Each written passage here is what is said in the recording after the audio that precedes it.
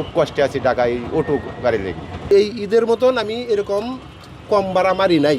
মানুষের যেভাবে আমরা জিগাইতো এই ভাড়া সবগুলো অটো নিয়ে দিতেছে।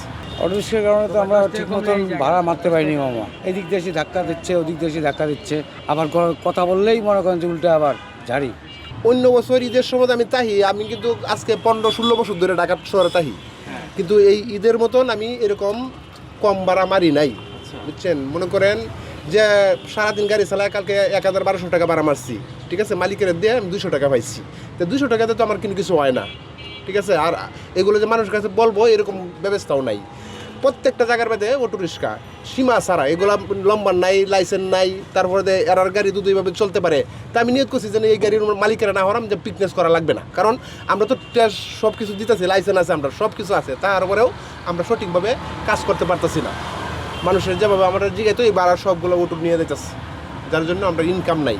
মনে করেন রিক্সা লেগে ভাড়া মারতে পারতেছি না। মনে করেন 1300-1400 টাকা খরচ আছে, মালিকের দেওয়া লাগে 1300 টাকার গ্যাস, 300 টাকার গ্যাস, আরও 300 টাকার মতো খরচ আছে। এইগুলো বাদ দিয়ে 2000 টাকা না মারলে আমরা মনে করেন 500 টাকা বেতন হয় না। বান্ডেল থাকলে প্রতি সেনমানিতে টাকা বাঁচবে। বিকাশ সেনমানি বান্ডেল কিনে জিতুন প্রতি লেনদেনে। গার্মেন্টসে যারা চাকরি করতো 15,000-16,000 টাকা বেতনে, ওরা এই যে আপনার পরে চাকরি অধীনে না করে অটো মেলায় আছে, আসে আপনার এই যে নিজের অধীনে চলে, আপনার অটো মানায় নিয়ে নিজে আপনার 20,000-25,000 টাকা আমরা সিএনজি যেন 200 টাকা ভাড়া এনে মনে করা হয় আপনি 100 টাকাতে জায়গা, আমরা যেন 300 টাকা ভাড়া চাই এনে জায়গা 250 টাকাতে, 200 টাকাতে আমরা মানে 1200 টাকা জমা দেয় গাড়ি চালাইতে পারি না, ঈদ করতে পারি না, ছয় সন্তান নিয়ে শান্তিতে খুব মানে কষ্টে আছি। ঈদ বাড়িতে যাই নাই ঈদও, যার বলেই খুব কষ্টে আছি ঢাকায় অটো গাড়ি লেগে। অটোরিক্সার কারণে তো আমরা ঠিক মতন ভাড়া মারতে পারিনি মামা। এবার ঈদে ভাড়া ঠিক মতন মারতে পারিনি, রমজান মাসে পারি নাই।